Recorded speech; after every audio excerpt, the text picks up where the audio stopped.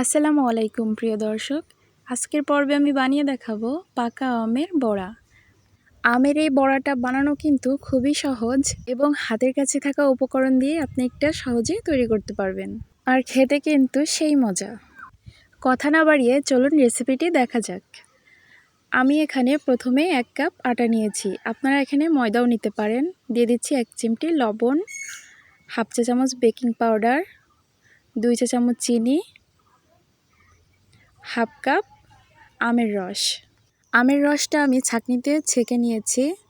দিচ্ছি 1/4 কাপের মতো পানি। আপনারা চাইলে এখানে লিকুইড দুধও ব্যবহার করতে পারেন। আমি এখানে হাফ চা চামচের মতো ফুড কালার দিয়েছি অরেঞ্জ ফুড কালার। ফুড কালারটা অপশনাল, আপনারা চাইলে স্কিপ করতে পারেন। আমি জাস্ট কালারের জন্য দিয়েছি।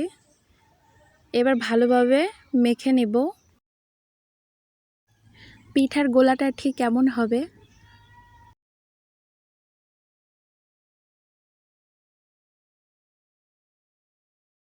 এখন পিঠাটা ভাজতে চুলায় চলে যাব। তেলটা আমি ভালোভাবে গরম করে নিয়েছি। এখন একে একে সবগুলো পিঠা ভেজে নিব। পিঠাগুলো হাই হিটে ভাজতে যাবেন না, সবসময় চুলার জাল মিডিয়াম রাখতে হবে। হাই হিটে ভাজলে কিন্তু পিঠার ওপরটায় কালার চলে আসবে আর ভেতরটা কিন্তু কাঁচা থাকবে, তখন পিঠাটা খেতে কিন্তু ভালো লাগবে না। মাশাআল্লাহ, পিঠাগুলো ফুলে কিন্তু রসগোল্লার মতো হয়ে গিয়েছে।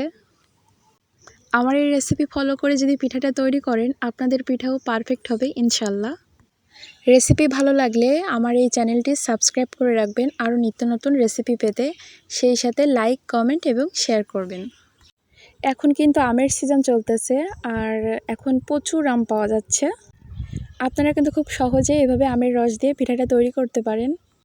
অনেক সময় আছে না, আম বেশি পেকে যায়, নরম হয়ে যায়, তখন এভাবে আমের রস করে পিঠাটা তৈরি করতে পারেন। এই পিঠাটা ভাজতে বেশি সময় লাগে না, 5 থেকে 7 মিনিট ভেজে নিলেই রেডি। আমার পিঠাটা কিন্তু ভাজা হয়ে গেছে, এখনই উঠিয়ে নেব।